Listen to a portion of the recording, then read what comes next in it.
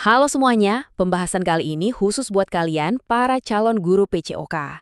Penting banget karena kita akan bongkar salah satu tantangan terbesar yang bakal kalian hadapi nanti di lapangan, yaitu benturan antara idealisme olahraga yang kalian pegang dengan realitas industri modern yang serba komersial. Siap? Yuk, kita mulai.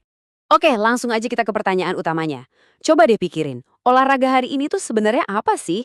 Masih jadi sarana buat ngebentuk karakter dan sportivitas? Atau jangan-jangan udah jadi industri hiburan raksasa aja yang isinya cuma soal uang dan siapa yang menang?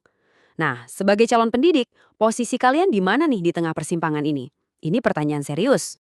Biar lebih jelas, kita bakal bedah dilema ini lewat 4 bagian. Pertama, kita lihat dulu akar masalahnya. Olahraga itu buat profesi atau pendidikan? Terus, kita dalami gimana peran uang dan komersialisasi. Lanjut, soal tekanan media dan prestasi. Nah, di akhir yang paling penting, kita bakal rumuskan lagi apa sih misi sejati seorang guru PJOK modern. Oke, kita masuk bagian pertama ya. Olahraga itu profesi atau pendidikan? Di sini kita bakal lihat gimana cara pandang kita soal olahraga itu udah geser jauh banget dan kenapa ini jadi dilema utama buat kalian sebagai calon guru. Perubahannya tuh bener-bener fundamental. Coba deh bayangin, zaman dulu olahraga di sekolah itu intinya apa? Ya main, belajar gerak, seru-seruan bareng temen. Simple. Tapi sekarang, olahraga bisa jadi semacam panggung audisi buat jadi atlet profesional. Memang sih, ini buka banyak peluang. Tapi di sisi lain, ini juga bisa jadi ancaman serius buat nilai-nilai pendidikan yang paling dasar. Nah, disinilah konfliknya kelihatan jelas. Kalau kita ngomongin dunia profesional, fokusnya cuma satu, menang dan performa puncak. Tujuannya ya nyetak juara. Tapi kalau kita ngomongin pendidikan, fokusnya beda banget. Kita lebih peduli sama proses dan partisipasi. Tujuannya adalah perkembangan tiap anak sebagai individu. Masalahnya muncul pas sekolah terlalu berat ke sisi profesional. Apa yang terjadi? Anak-anak yang mungkin larinya nggak sekencang yang lain atau fisiknya nggak sekuat temennya, jadi kesingkir. Padahal ingat kan, pendidikan jasmani itu hak semua siswa, bukan cuma buat yang berbakat. Dan disinilah peran kalian sebagai guru jadi super krusial.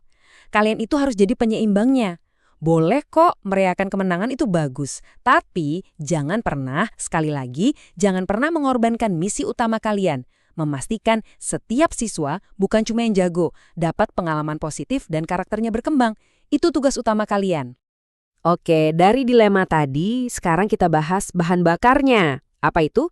Ya, uang. Komersialisasi itu udah mengubah total wajah olahraga. Dan persis kayak koin, dia punya dua sisi yang benar-benar bertolak belakang. Lihat angkanya. Miliaran dolar, ini udah cukup ngejelasin semuanya. Olahraga itu bukan lagi sekedar main bola di sore hari. Ini udah jadi bisnis global raksasa.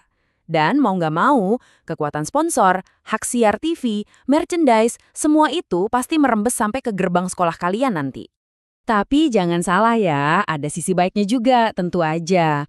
Uang itu bisa berarti fasilitas jadi lebih keren. Ada beasiswa buat siswa yang berprestasi, program pembinaan jadi lebih serius dan profesional. Belum lagi, ngelihat atlet idola di TV bisa jadi inspirasi luar biasa buat anak-anak. Ini dampak positif yang nggak bisa kita pungkiri. Nah, sekarang kita lihat sisi gelapnya, dan ini yang harus kita waspadai. Kalau tujuan utamanya udah jadi profit, nilai-nilai etika dan pendidikan seringkali jadi korban. Jadwal tanding yang padat demi siaran TV bisa bikin kesehatan atlet diabaikan. Dan yang paling bahaya di level sekolah, siswa bisa salah kaprah. Mereka melihat olahraga bukan lagi buat sehat atau seru-seruan, tapi jadi jalan pintas buat jadi terkenal dan kaya. Ini racunnya, dan tugas kalianlah buat melawan ini di lapangan. Oke, selain uang, ada satu kekuatan besar lagi yang ikut campur, media. Mau itu TV, berita online, sampai media sosial.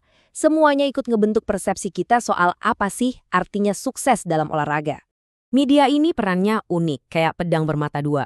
Di satu sisi, jelas media bisa jadi sumber inspirasi yang luar biasa. Tapi di sisi lain, media itu seringnya cuma menyorot si pemenang. Yang kalah, jarang diliput.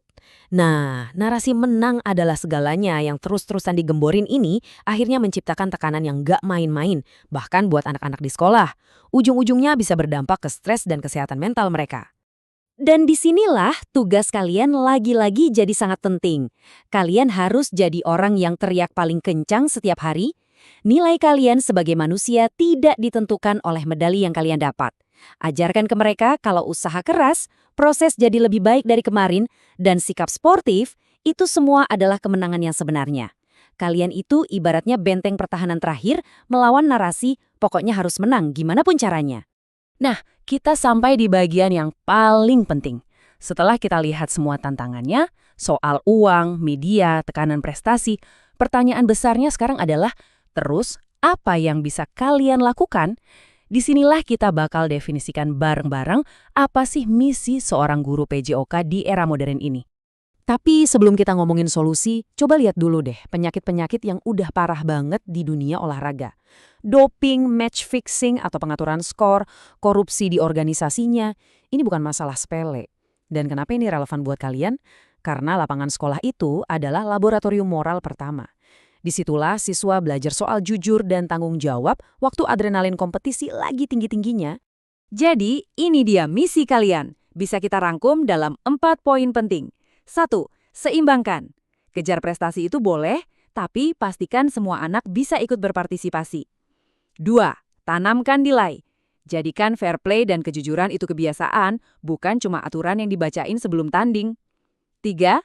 Ajarkan mereka buat melek media, biar nggak gampang kemakan narasi-narasi yang salah. Dan yang keempat, ini yang paling utama. Selalu prioritaskan perkembangan mereka sebagai manusia seutuhnya, bukan cuma sebagai atlet atau mesin pencetak piala. Sebagai penutup, saya mau kasih satu pertanyaan buat kalian renungkan.